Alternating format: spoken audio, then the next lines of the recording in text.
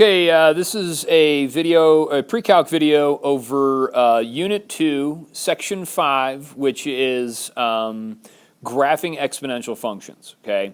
And so our objectives, we want to identify exponential functions. We want to be able to determine the domain and range of exponential functions. And we want to graph exponential functions, okay? That's the idea. So what I have here is one equation. Okay, this is a standard exponential function, and this is the equation y equals 2 to the x power. Okay, and let's write this out real quick. Y equals 2 to the x. Okay, you have an x value, you have a y value. However, the x value in an exponential function, the x value is your exponent, okay? So the x value, your input, is the exponent, all right? And then this 2 here is what we call your base, okay? And so the thing that I want to talk about is this function y equals 2 to the x. And I'm going to make a table of values here. I'm going to make a column for x and a column for y. And it's important that we kind of understand what this does, what an exponential function does before we get into graphing them and all that, and why they behave, why they do. For the x values, I'm going to choose -2, -1, 0, 1, and 2. Okay? And what I'm going to do is I'm going to then plug these values into my function and see what we get for y values. Okay? Now the first one I'm going to start with is I'm going to plug in 0. Okay, that's the first one I'm going to start with. And we've already kind of talked about this with the activity that we had. But we have y equals 2 to the 0 power. Now, we already talked about this, but this value here is equal to 1. All right? And if you don't have this already written down in your notes, I want you to write that this is a special problem here. Anything raised to the 0 power equals 1. Okay? That is extremely, extremely, extremely important. Okay? So, when I have that value here, if I plug in 0, I get a y value of 1. Okay? Now look at that graph. That point on here is going to be 0, 1. All right, that point is on the graph.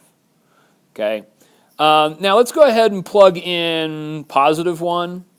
So we've got y is equal to 2 to the first power, and that's going to give me a y value of 2.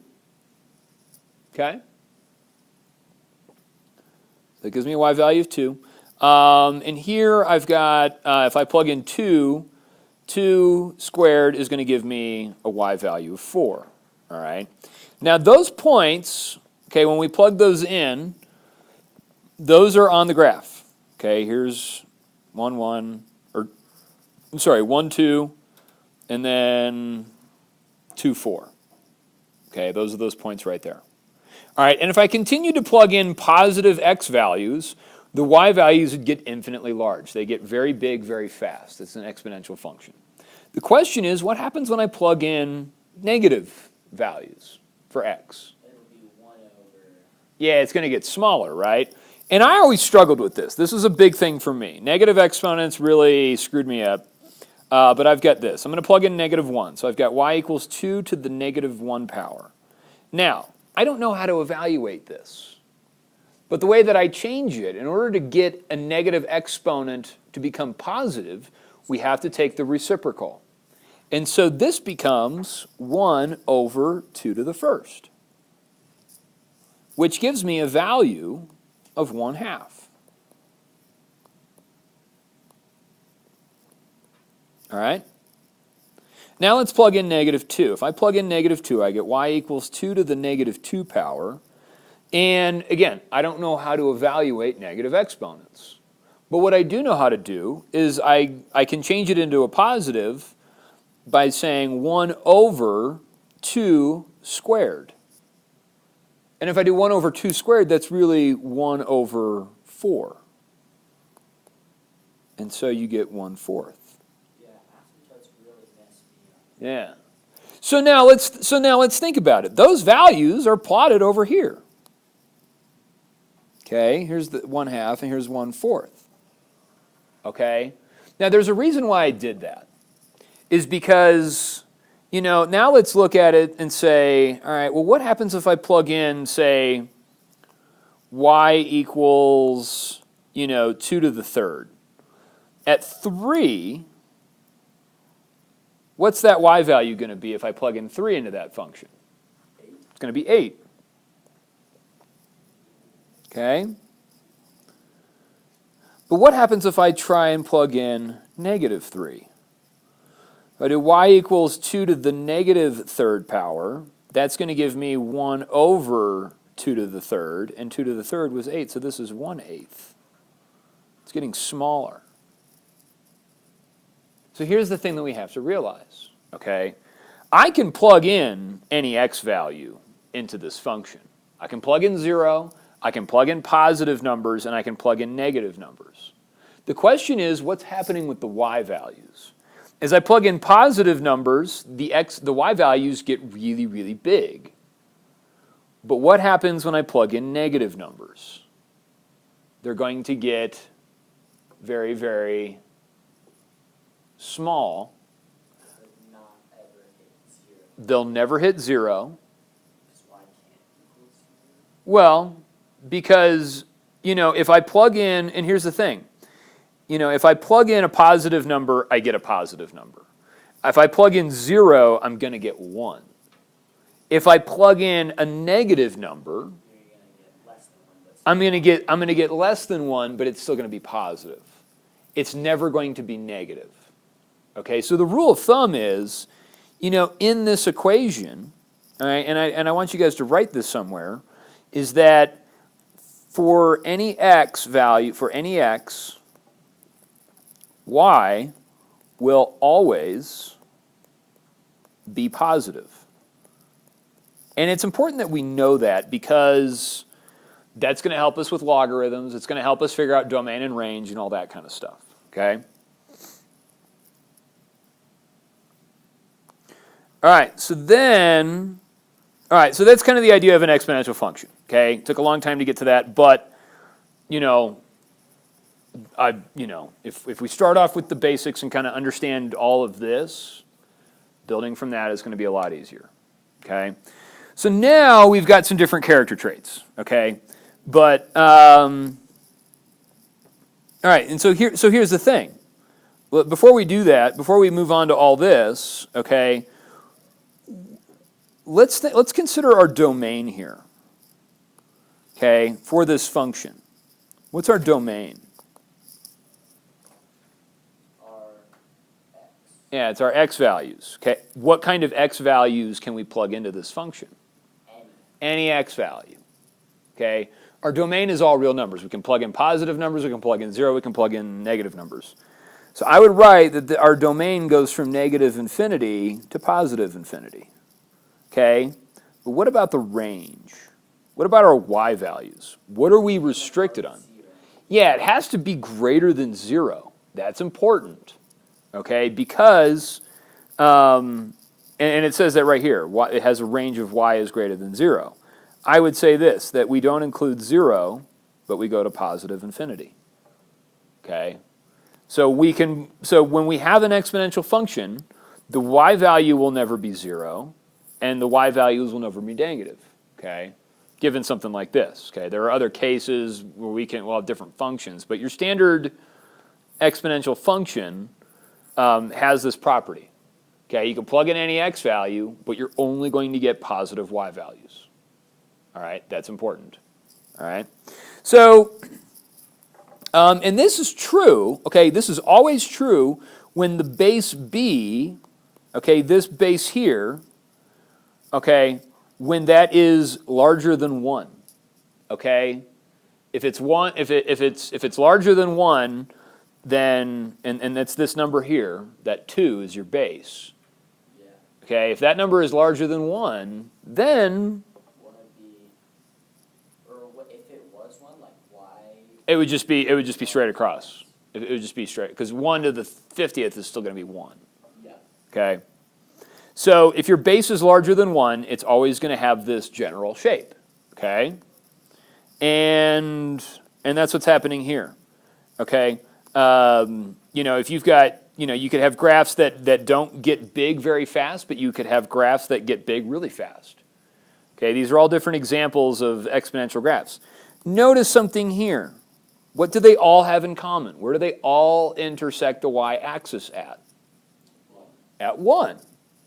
Okay? And I want you to write that here. They all have the point 0, 1. Okay? And the reason why is because that anything raised to the 0 power equals 1. That's going to be a very common point on these graphs. We have to know that. All right? It is imperative. So, all right. So the thing of it is that because the graph, because you have this graph here, if you go to the right, it's unbounded. It's just going to keep going up forever and ever and ever. But as you plug in negative and negative, more negative numbers, it's going to get closer and closer to the y-axis, but it's never going to touch. Okay?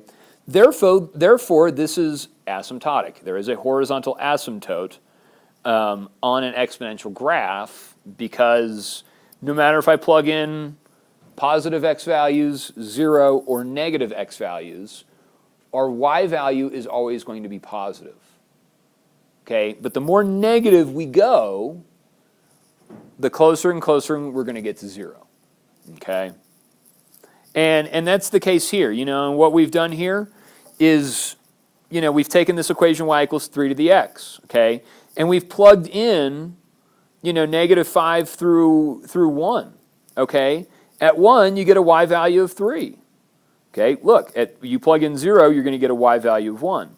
You start plugging in negative numbers, and these fractions, the denominators, get bigger and bigger and bigger and bigger. If you take 1 divided by 243, that's a really small number. Okay? And it's just going to get closer and closer and closer. It's never going to touch, though. It's kind of weird. All right? All right, let's go ahead and continue on. Let's go ahead and take a look at this question over here. And we've already kind of answered this, but it says the domain of an exponential function is all real numbers. So you can say all real numbers. Or you could say from negative infinity to positive infinity. Okay, and then the range of an exponential function is y values are greater than 0. Or you could say the interval from 0 to positive infinity, where we don't include 0. Okay?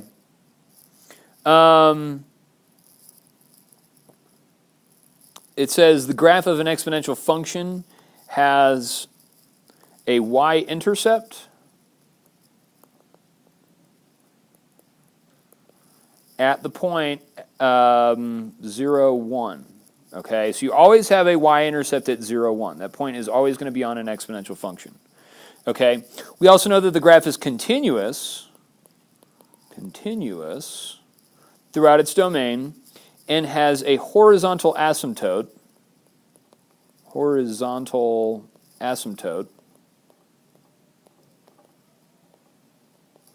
at the x-axis, because the value of b to the x can get very close to 0 but never reach it. Okay. All right, now let's take a look at this next one. Okay, what do we notice about the base? The base is 1/3. Okay, that number is smaller than 1. Okay, so when you have this, so this is kind of a unique one. All right, so in this function, f of x equals, 1/3 to the x. Okay, your base your base b, b is less than 1. Okay, it's greater than 0. Okay, but then you kind of get this different graph that happens. Okay, so what I want to do is I want to plug in negative values in for x on this function and see what we get as a y value. Okay, so if it wants me to find what a is, okay, I need to plug in -2 into this function. So what I'm going to do is I'm going to do this. I'm going to say f of -2 is equal to 1/3 to the -2 power. Okay? What happens when I plug in -2 here? Let's So one of the properties of exponents is that if I have a fraction raised to an exponent, I take the exponent onto both of them. All right, so here's what I get. I get 1 to the -2 divided by 3 to the -2. Now, hold on. I don't like these negative exponents. What do I have to do in order to make them positive exponents? You got to flip them around. You got to take the reciprocal. And so if you do that, then you get 3 squared over 1 squared. 3 squared is just going to give us, what is that, 9 over 1, which is just 9. So this value here is 9. Whoa. So wait a minute. I plugged in negative values on an exponential function, and I'm getting big y values, which is the opposite of what we just had. Okay? So if your base b is a fraction, it's actually reflected over the y-axis. Okay, but we'll take a look at that. Okay, let's plug in -1 as well. Okay, let's do f of -1. So f of -1 means I'm going to do 1/3 to the -1 power, which means I'm doing 1 to the -1 divided by 3 to the -1. And then because those have negative exponents, we're going to flip them. So I've got 3 to the first over 1 to the first, which is just going to give us a value of 3. So b is equal to 3. All right, so this is 3. Okay, the last one, f of 0. Okay, let's plug in 0 into this. I get 1/3, that whole thing raised to the 0. Anything raised to the 0 power is 1. Okay, so this is 1, always. All right, is there a graph? Okay, it shows us. All right. So here's what you've got, okay? And I'm just going to quickly draw a graph over here of what's happening. You know, and I'm going to draw the graph of, let's say I have y equals 3 to the x, okay? It's going to have the point here at 0, 1, and it's going to look like this, okay? But this, the one that we just looked at, was the equation y equals 1/3 to the x. And what that does, that's reflected over the x-axis, and it's going to look like this. Okay? Pretty cool, huh? All right? So that's going to be the case. So when you have that, when your base b is a fraction between 0 and 1, then your graph is going to be reflected over the y-axis, not x-axis, y-axis. Okay? All right. So let's take a look at this next one. It says, which statements about the graph of the function y equals 1/3 to the x are true? Okay, and we just graphed that. I'm going to graph it again. Okay, here's this graph. Here's the point 0, 1. That's always going to be on the graph. And it looks like this. Okay, so it's the opposite way. Okay, so are we increasing or are we decreasing? We are decreasing. As we go from left to right, are we going down the hill or up the hill? We're going down. Okay, that means it's decreasing. So we are decreasing. Okay, the x-intercept is the point 1, 0. Do we have an x-intercept? No, we do not. But the y-intercept is 0, 1. That's always going to be the case. Okay, the range of this function is all real numbers. Is that the case, or are we restricted? We're restricted. Okay, you can only have positive values, so those are the only two answers you can have there. All right. Yeah, and this just explains what we were talking about up here. Okay, if your value of b if your base is a fraction between 0 and 1, it's reflected over the y-axis. Has the same domain. You can plug in positive numbers, you can plug in 0, you can plug in negative numbers. Okay, your range is going to be the same. It's going to be positive values. You're always decreasing, and has a y-intercept of 1. Okay? Okay. Now let's take a look. I want you guys to try and answer this question and circle which functions represent exponential growth and which functions have a horizontal asymptote. Go ahead and answer that real quick. Okay, so which functions represent exponential growth, okay? And that means exponential growth is a function that is increasing, an exponential function that's increasing. So if I look here, I notice that the green function h of x and the purple function k of x are increasing. So those are the ones that are increasing, that have exponential growth. The other ones we would call exponential decay, okay? And those would be decreasing, all right? And you learn about those in science classes. Okay, and then it says, which of these have a horizontal asymptote? All of them. Okay? So, that's that. All right, take a look. Okay, so then here's what you've got. Okay, we do have transformations on these. Okay, and we'll talk about those, and that's kind of what we're talking about. That's what we need to do today, is transformations. Okay, you have your basic one. Okay, and this is the one that we've been talking about. All right, you could have certain functions that have been multiplied by a number and they get dilated, which means they change their steepness. Okay, you can have ones that are translated that just get shifted up 1 unit. Okay, or get shifted up, they get moved, and then you could have them reflected across the axis. Okay, we've already talked about one reflection. Okay, so, all right, here's what you've got. Okay, a vertical translation, okay, then this means you move it up or down. All right. That's when you have, your exponential function and then plus some number.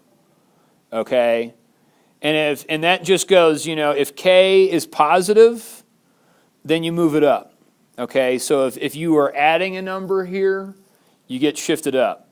If you subtract a number, like let's say you had, the equation y equals b to the x minus k. All right? If it's plus k, plus some number, you move it up. Okay? This means you moved up. But if it's, and that's because of the plus sign. If you have a minus sign, this means you move it down.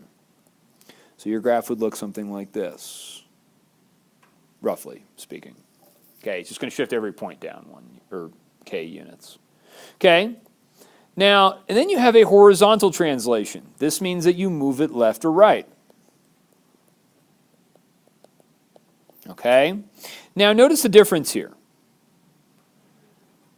In a vertical translation, you had this single standalone term over here, this plus k, that's on the complete right side of the exponent part, right? Exponential function part. Over here, what do you notice about this h?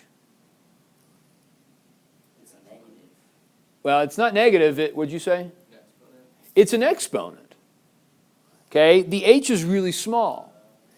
You're taking b to the, and really what you should put in here, let me zoom way in. Yeah, it's pixelated, man. I would put parentheses around that to show, okay, that h is an exponent. Okay? And that's the big thing about this, is that when you have a horizontal translation, okay, that means that h is an exponent. Okay?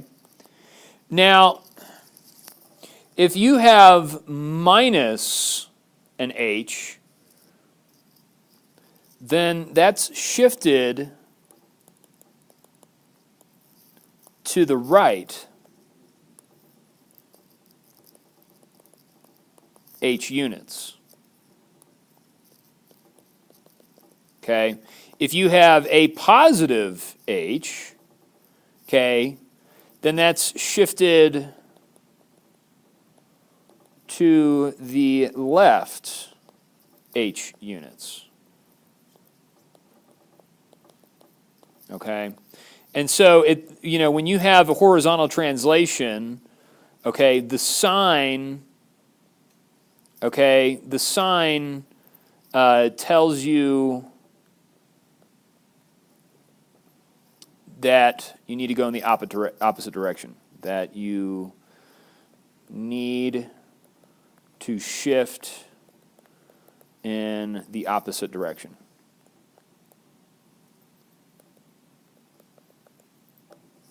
Okay. Okay, let's take a look at this next problem here. It says we first want to graph y equals 3 to the x on the axes in red. So I'm going to do this. I'm going to graph this in red. I know it has the point 0, 1. Okay, and then I know I have the point 2, 9 right here.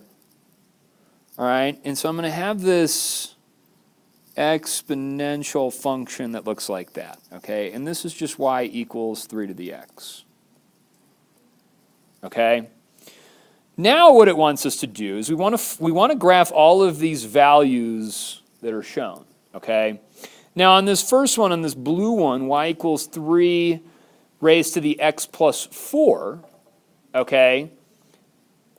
The plus 4 is affecting my exponent. So this is going to be a horizontal shift 4 units to the left. So this is going to be 4 units left. Now here's how I do this.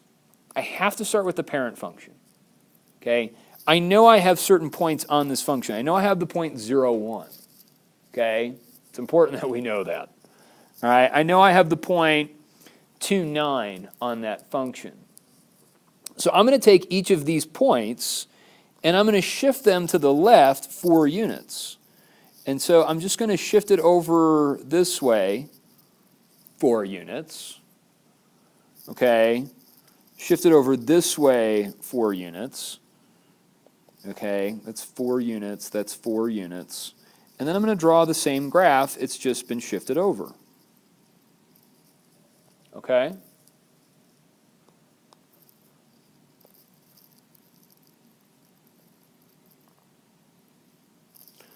Okay, now the next one is y equals 3x, 3 to the x minus 2.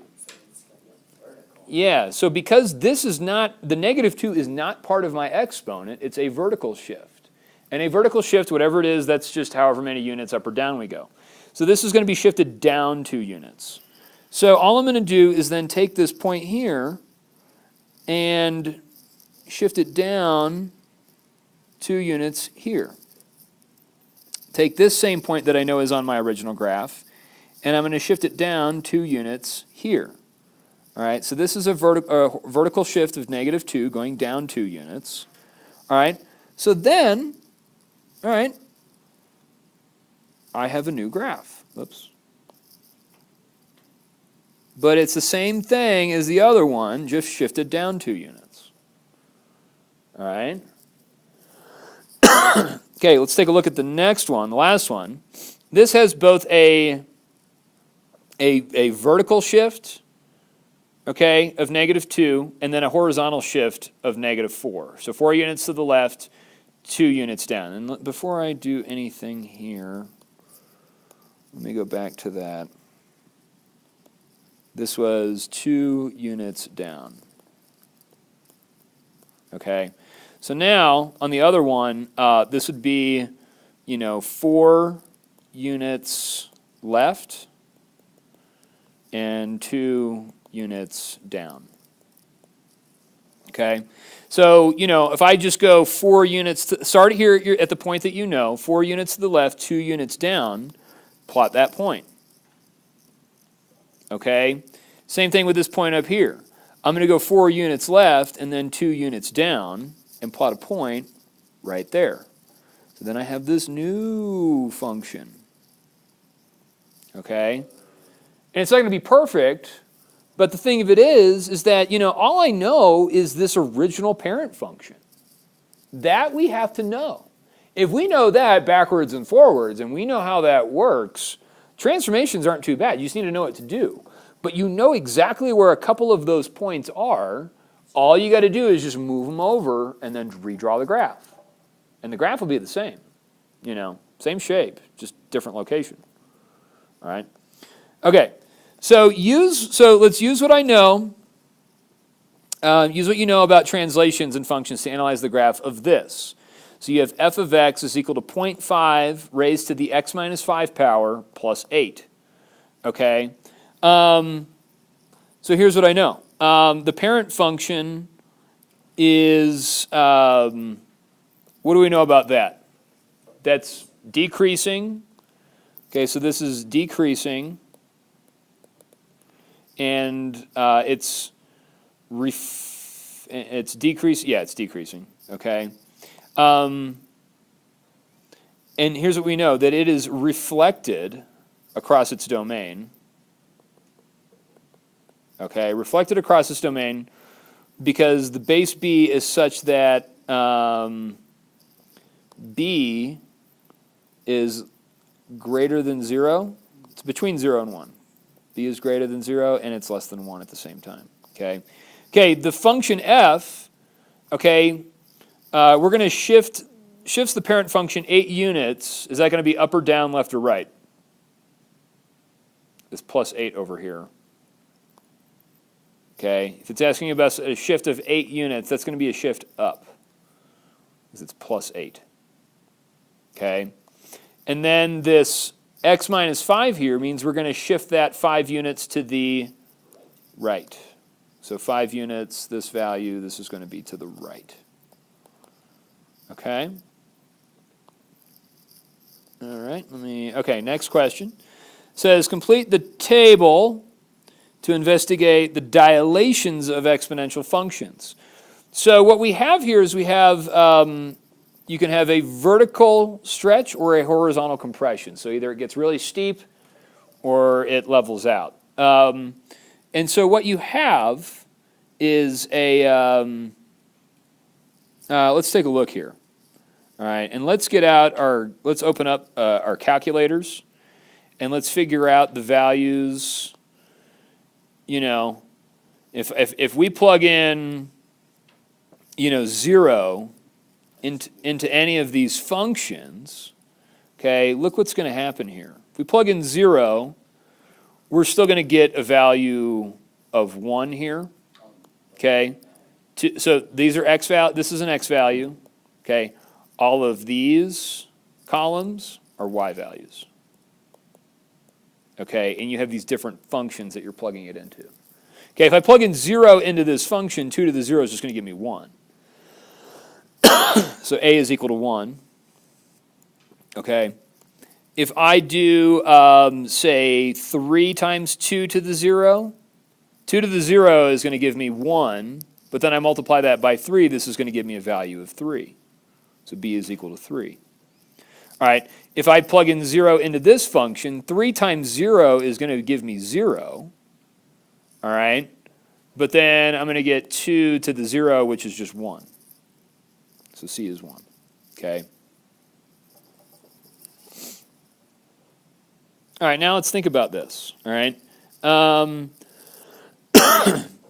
If I take 1 and plug it into this function, I'm going to get 2 to the first power, which is just going to give me 2. So d is 2. All right. If I plug in 1 into this function, I get 3 times 2 to the first. 2 to the first we know is 2 times 3 is going to give us 6. Okay. And then if I do 2 times 3 to the, 3 times 1 is 3. So 2 to the third, this is going to give me a value of 8. All right. So this is 6, and this is 8. I'm just plugging those values in. All right. Let's go ahead and just graph all 3 of these real quick. I'm going to put that. All right. So once we've graphed all 3 of these functions, okay, 2 to the x is in red, all right, and that's this graph here. That's the normal one that we know. okay, and then if we multiply that whole function by 3, okay, it kind of, it makes it a little bit steeper, a little bit, but not a whole lot, okay? It does kind of level it out a little bit, but not so much. It does affect the y-intercept, though. That's for sure, okay? And that was a value of 3 that we got by plugging in 0, okay? That's that value there. The other thing that we had was when we multiplied the exponent by a factor of 3, and that's the green equation. Notice how that one hugs the x-axis and then it just shoots way up. Okay, you still have that, that intersection of 0, 1, but it shoots way up. So let's go ahead and answer these other questions. Okay, and it says, which represents a vertical stretch of an exponential function? And the one that really did that was the function y equals 2 to the 3x power. So when you multiplied the exponent by a factor, that gave it a vertical stretch. Okay, that made it go really, really steep, so it gets steeper. Okay, and the other one that we had that isn't as apparent is actually when you multiply the entire function by a factor, which kind of makes it a little bit more broad, okay? That was more of a horizontal compression, was this one here, okay? 3 times 2 to the x, okay? All right. Let's go ahead and take a look at this last one. It says, use what we know about reflections of functions to match the graph with the function rule. So the first one, all right, let's take a look at this. Y equals 3 to the x. That's just going to be your standard exponential function here. That's going to be graph B, okay? And then what it does, on this one, you've got y equals 3 to the negative x. And what that does is that's going to affect the input and change your exponent value, and that's going to reflect it across the or the y-axis. This is graph A, okay? And then if you change the negative number in front of the entire function, it's going to reflect it over the x-axis and make everything negative, and that's value C, okay?